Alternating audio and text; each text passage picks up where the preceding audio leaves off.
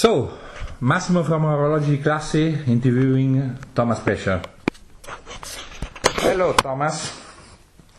So, I want to make you a couple of questions. The first one is, what is today watchmaking? Your definition and eventually what should be? It's not so easy to answer this because watchmaking is a quite complex field or a lot of fields, starting from a one-person company like me up to big companies with several thousand of employees. And what I can see that developing methods and producing methods have changed a lot, especially within the last 5 years or 10 years. So all the impulses given by the creative heads of watchmaking, mostly the independents, have been taken over by the big companies, and they become more and more creative, but they still need a lot of time due to the size of their companies. They have to discuss in groups and prepare marketing plans and so on. I think it will improve, but the independents, they can't beat, if this is a correct word, the independents, because if they have a new idea in the morning, they just start. There is no meeting to discuss, and so my philosophy to live the creativity is not really in danger. Well, it's not always easy to find clients for this kind of crazy things, but there's often a chance also to make a compromise with clients, or to take an idea, an input of a client and interpret this to get a piece of art. So my self-understanding is that I'm artist and not, well, for sure you need craftsmanship to realize that. Every good artist needs that. But as my pieces I produce do not have a real sense in life. You can use your mobile phone to tell the time. So I follow another sense. And this is also why I don't look too much on precision. Well, they fulfill the chronometer certificate, but for me all this doesn't make any sense. It's a question of beauty, of having fresh new ideas and making beautiful things. So do you think that nowadays the mechanical watchmaking is one theme with different paths? Absolutely. So it's like a bit like cars. It's a question of purpose. If you need to transport something, you for sure choose another car, but if you just want to have fun in the mountains. And this is a question of purpose. So but haute horlogerie should have in reality one path. I mean, many different creativity. I have to give a counter question. What is haute horlogerie, and who has given the definition? So is it just the finish of a lever which makes the haute horlogerie, or is it the complexity of a watch, or can it be just one tiny little additional to a classic watch which makes it a complicated watch already? I think this is quite difficult to have a fair definition. Okay.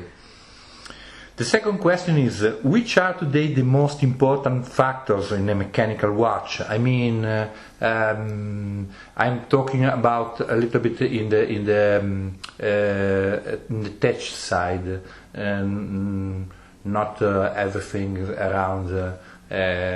It's around a watch that. It's quite dependent on the company philosophy. I've just read an article about the System 51,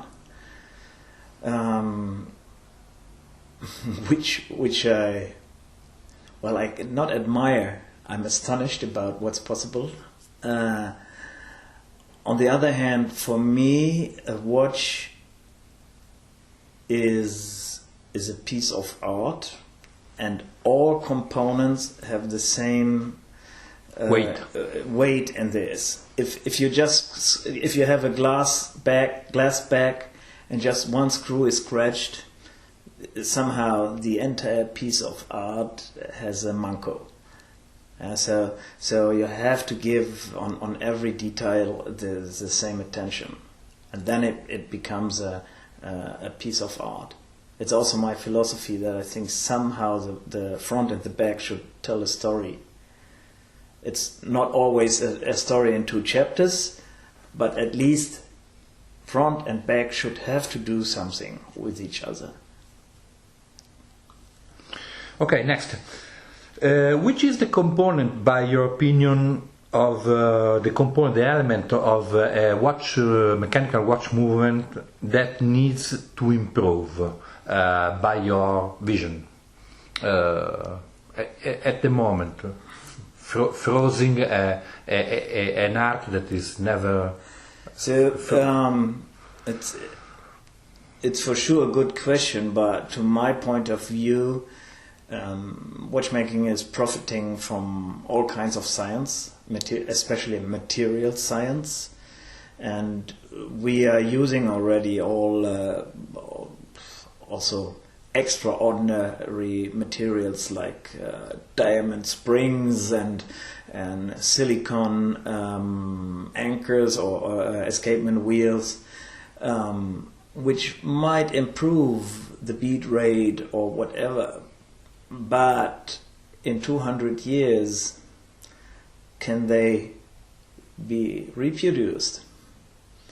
So maybe a step forward could be if we do a step back.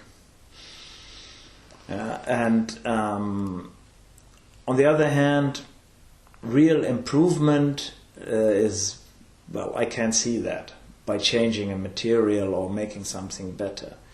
The watch is especially a mechanical watch, can be compared to steam trains. Yeah, well, you can try to pimp them, to tune them, but it rests a steam train. And if you put thinner oil and the better chassis on the steam train, it might get 1 kilometer per hour quicker, but it's still under 100 kilometers per hour. Yeah, so perhaps we have to rethink in terms of philosophy. Yeah, we have to come back from what marketing tries to tell us, that it is a precise timekeeper, but come to this piece of art, expressing yourself by choosing which kind of art you like. And there is for sure a large field for improvement, I'm absolutely sure. Okay, which is the element you love more manufacturing? I mean, it's you make everything in a watch, no?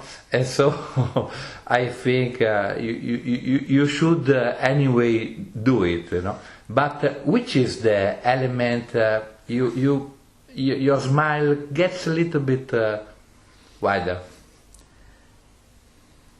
Or the moment? No, it's a good question. I love to produce spare parts in the extreme field, which means nearly impossible to make by hand or things like this. And the other thing is, I hate to do repetitive work. So I hated to do 3 times, 4 times, 5 times the same work. So there is no special part thing. Once I have discovered that I can do my own dials, that was a work I loved. And then I discovered that I can do my own cases. So you see, it's one thing. And now I'm nearly through the entire field. And yeah, there is no special part. As long as it's difficult to make, or not difficult to make, if it is a challenge to make it, it's nice. Just wait a moment. Okay. So, do you think that a single tourbillon, after rotating in 3 different axes, can show more, even more? A single tourbillon. I'm absolutely a single tourbillon. Well, which I think it's involves you a lot, yeah, as you were the first who made the triple axis tourbillon. And there is things which can be done to a single tourbillon. Well, I'm not a prophet, so if I would be, I had realized it already. For sure, production methods have improved a lot. So especially things in terms of price, we'll see already. It's coming down rapidly. I think there are always people. It's a big mistake to think to be Einstein.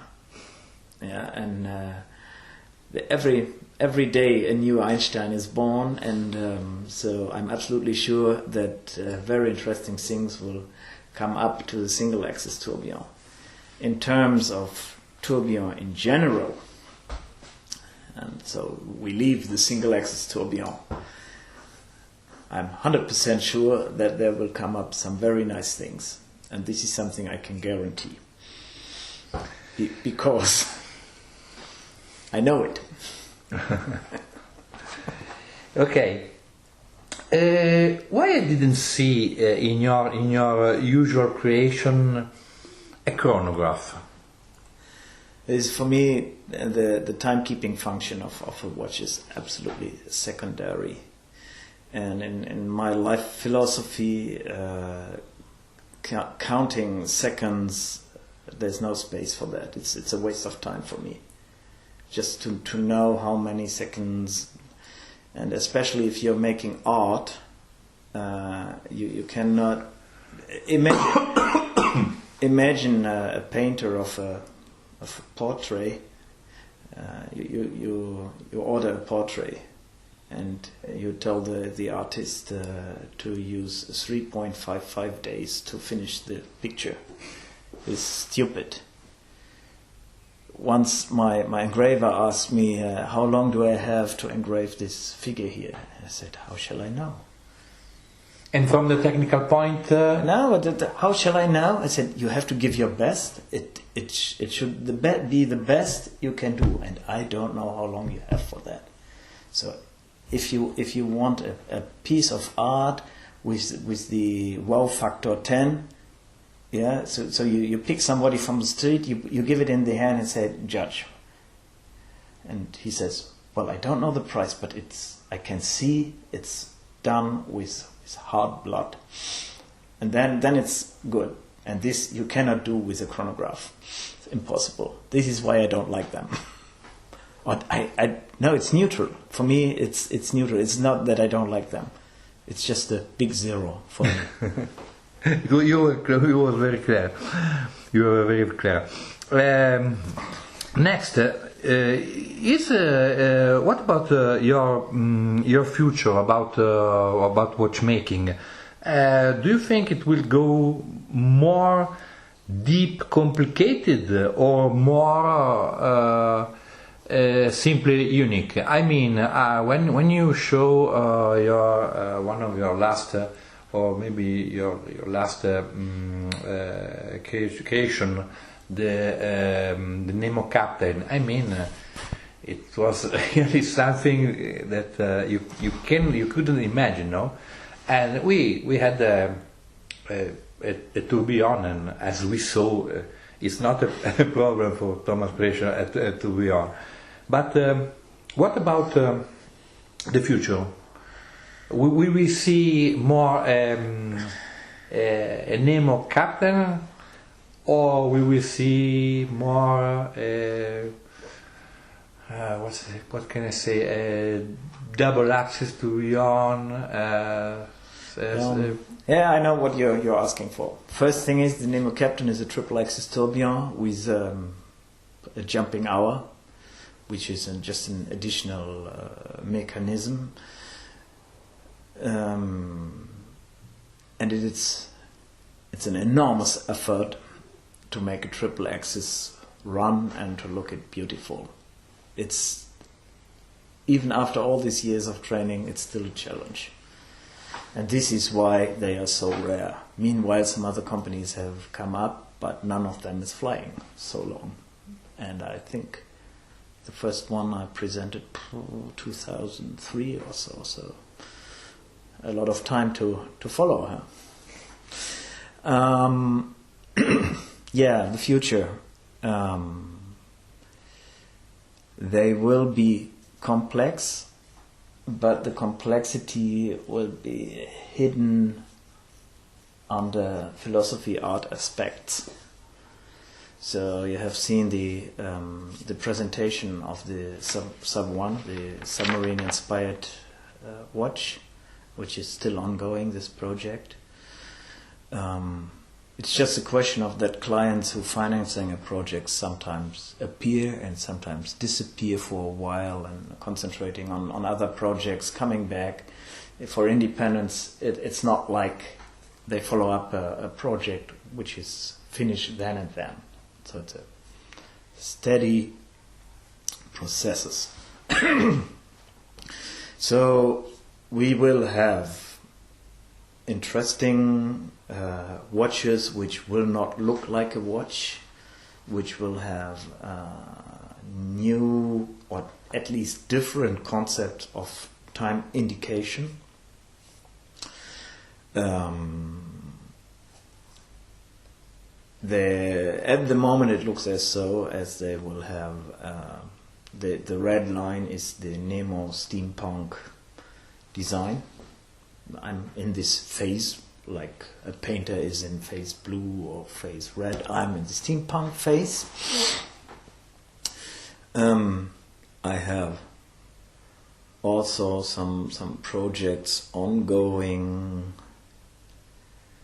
in a more regular direction.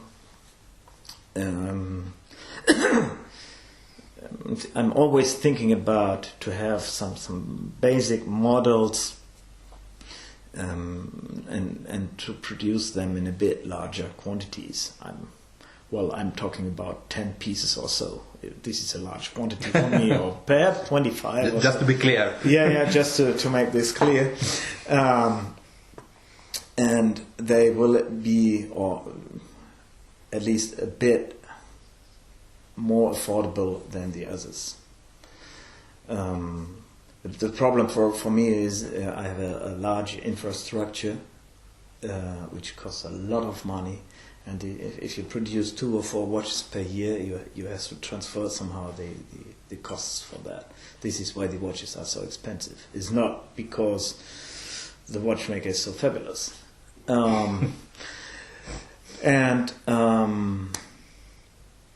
But I'm fighting this thought already more than 10 years, and so long I haven't decided for this way.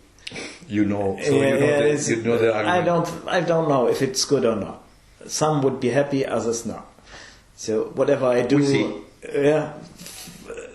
Whatever I do, there will be some who would be quite angry, and others would be very happy. Absolutely. Yeah. Now, Talking again about you as a watchmaker, as your way to live your vision. Which is the right onset, I mean, about ambient, about situation, to think to a new complication for Thomas? Well, it's now some years ago I have decided to slow down a bit. I have moved my workshop into my house. I have the entire infrastructure at home. And so I live a quite comfortable life where I can switch from 1 minute to the other, from family life to work. And my bureau table is in the living room with a nice view. And I think I stop here. This question you have asked is the standard question, especially from visitors from Asia, especially from Japan. How does creativity work? And in my opinion, it needs a relaxed atmosphere and a person who is in balance with himself. And that means if my regular life, my family life, it's interesting, huh? My regular life is my family life, is in balance, and I don't have too many things to think about, because I have to do this and that, and I'm not stressed. So I think this is the optimal situation to be creative and to produce new things, new ideas. And it's not a button you can press, creativity now. It doesn't work like this. To Japanese, I explain it, please follow me, take your chair, take your beer, take your glass, sit down next to me, and now we are looking how this rose is growing up in my garden. And they don't understand. I'm sure you understand. It needs to think about something else, and then the idea comes. Some are creative under the shower, others are while they are jogging, the next one is looking TV, and tack, it comes, and the other one awakes in the middle of the night and has a cool idea and writes it down. Yeah. No, I'm not sleeping with my glasses on. like Beethoven. But it also may be a good advice for company which are making to have a kind of R&S and R&D. I don't give advices to big companies for free. Okay. Next, they can hire me. Last one. Is the mind of a creative watchmaker able to make a rest about thinking of watches, or like a watch is continuing beating? Difficult question.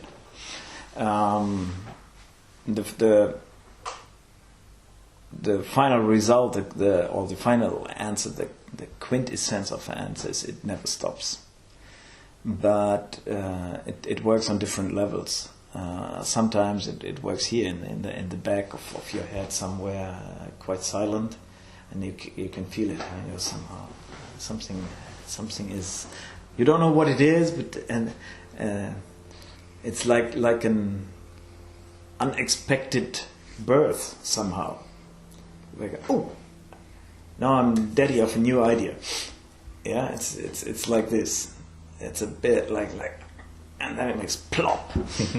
Yeah, but you don't know what it is. It might be also a problem with the children in school, and then it makes plop, and now, and it's. I'm always astonished when I see things.